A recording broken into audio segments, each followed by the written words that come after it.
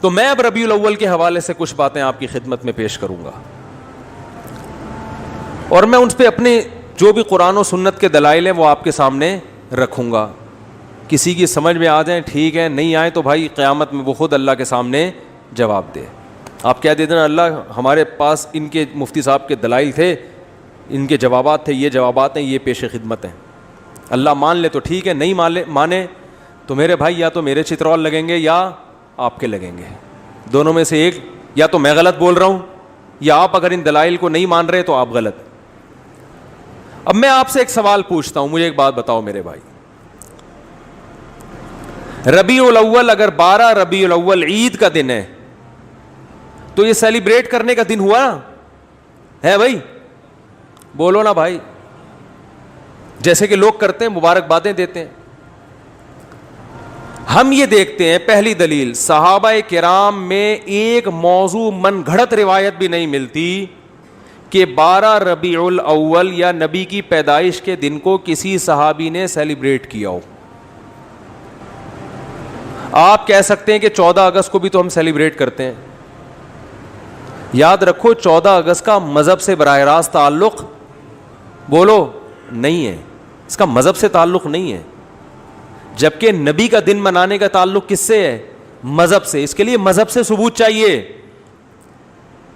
اور بھائی آپ ہر سال 1 جنوری کو اپنی بیگم کے ساتھ ٹور پہ نکلتے ہو, گھومتے ہو, کھاتے ہو, پیتے ہو, آپ کہتے ہو یار ہماری شادی ہوئی تھی تو بیگم آج وہ دن دوبارہ آ گیا قسمت سے, چلو تھوڑا سا انجوائے کرتے ہیں. لوگ سالگرہ مناتے ہیں نا بیگم کے ساتھ, اس کو بدعت تھوڑی کہا جائے گا. وہ بھائی اس کا مذہب سے کیا تعلق ہے؟ وہ آپ کی نجی زندگی. آپ 1 جنوری کو مناؤ, 10 کو مناؤ, 5 کو مناؤ, 6 کو مناؤ, نہیں مناؤ, آپ کا دل چاہ رہا ہے کہ مناؤ تو مناؤ, نہیں دل چاہ رہا تو طلاق ڈے مناؤ. آپ ہمیں کیا ہے, ٹھیک ہے نا, جو مرضی ڈے مناؤ آپ, جو آپ کی نجی زندگی ہے.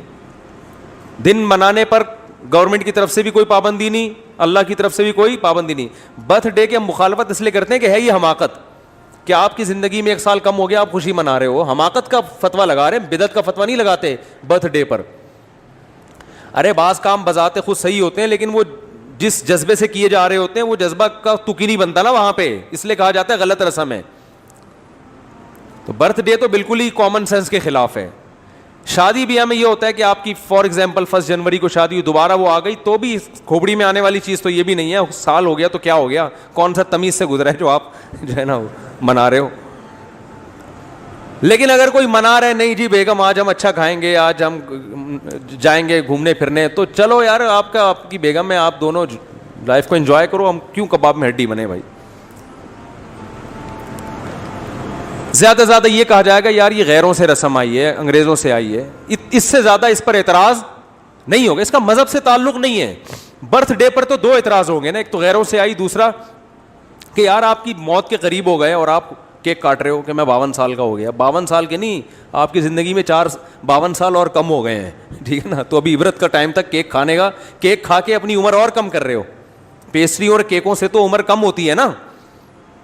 52 سال کا ہو گئے, شکر ادا کرو, اب تھوڑا اچھا کھاؤ اب, ورنہ جو اس پہ شکر ادا کرو کہ آپ نے کیک کھائے ہر سال, پھر بھی اللہ نے 52 تک آپ کو پہنچا دیا. اب توبہ کر لو کیک سے. کیک اور پیسٹری تو آپ کو پتا ہے ہارٹ اٹیک کا بہت بڑا ذریعہ ہے. لیکن رسول اللہ صلی اللہ علیہ وسلم ہمیں کامل دین دے کر گئے ہیں. آپ نے ہمیں بتا دیا کہ سیلیبریشن کا ڈے کون سا ہے, عبادت کا دن کون سا ہے. اب نہ عبادت میں کمی بیشی اور نہ ان تہواروں میں کوئی کمی بیشی ہوگی. صحیح ہے بخاری, صحیح ہے مسلم کی حدیث ہے, آپ صلی اللہ علیہ وسلم نے فرمایا, حضرت انس بن مالک راوی ہیں, کہ اللہ زمانے جاہلیت میں عرب ایک خاص دن عید منایا کرتے تھے. آپ نے فرمایا اللہ نے ان کے بدلے ہمیں 2 عیدیں دے دی ہیں, ایک عید الفطر اور ایک عید الاضحیٰ. سمجھ میں آ رہی ہے بات؟ 2 عیدیں اللہ نے ہمیں اس کے بدلے دے دی ہیں. تو اسلام میں جو عید ہے کتنی ہے؟ 2. ان عیدوں میں حکم ہے آپ اچھے کپڑے پہنے, اور اس کی کوئی لاجک بھی ہے نا. لاجک یہ کہ رمضان کے روزے ختم ہوئے ہیں, چھٹی, جسمانی خوشی بھی روحانی خوشی بھی. جسمانی خوشی یہ وہی ہوٹل کے پراٹھے شروع دوبارہ سے, گٹکے کی پرمیشن مل گئی آپ کو. یہ جسمانی روحانی یہ کہ اللہ نے اتنی بڑی عبادت ہم سے لے لی. ویسے ایک روزہ رکھنا کتنا مشکل ہے, پورے مہینے اللہ نے روزے رکھوا دیے ہم سے, گن پوائنٹ پہ رکھوا لیے نا, فرض کر دیے. ورنہ ہمیں اختیار دیتا تو ہم تو ساری زندگی سوچتے ہی رہتے. اللہ نے کہا رکھنے پڑیں گے بس. تو چلو زبردستی اللہ نے عبادت کروا لی, مگر کروا تو لی نا, اس بہانے اللہ کا نام لینے کی توفیق مل گئی. رمضان نہ ہوتا تو رمضان کی عبادتیں ہوتی نہیں ہوتی. تو یہ دونوں خوشیاں, بقرعید میں بھی دو خوشی. روحانی خوشی یہ کہ ابراہیم علیہ السلام کی سنت زندہ ہو رہی ہے, گناہ معاف ہو رہے ہیں قربانی کے ذریعے. جسمانی خوشی گوشت کھانے کو مل رہا ہے تازہ, اپنے ہاتھوں کا ذبح کیا ہوا. یقین ہے گائے کا ہی ہے, بکرے کا ہے, یقین ہے. ورنہ کیا پتا بھائی کیا کیا لوگ ہوٹلوں میں کھاتے ہیں کھلاتے ہیں. تو وافر مقدار میں گوشت کھانے سے بڑے فائدے ہوتے ہیں. بیان بھی ہمارے جب ہی سمجھ میں آتے ہیں. لوگ جو اعتراض کرتے ہیں نا مجھ سے, اب یہ کیا بیٹھ کے باتیں کر رہے ہوتے ہیں شادیوں کی. بھائی آپ جب سبزی کھاؤ گے تو نہیں سمجھ میں آئیں گی یہ باتیں. سبزی کھانے والے کی سمجھ میں, ہندو بہت زیادہ اعتراض کرتے ہیں اسلام کے 4 شادیوں پر. بھائی جب سبزی کھاؤ گے تو کہاں سے سمجھ میں آئیں گی یہ باتیں, گوشت کھاؤ. تو خیر دونوں دو اللہ نے عیدیں دیں. اب مجھے ایک بات بتاؤ کہ ہم دیکھتے ہیں کہ رسول اللہ صلی اللہ علیہ وسلم کے دور میں ربیع الاول درجنوں دفعہ آیا. آپ صلی اللہ علیہ وسلم کے دنیا سے جانے کے بعد کا ٹائم بھی اگر ملایا جائے اور آپ کا ٹائم ملایا جائے تو درجنوں بار آیا ہے.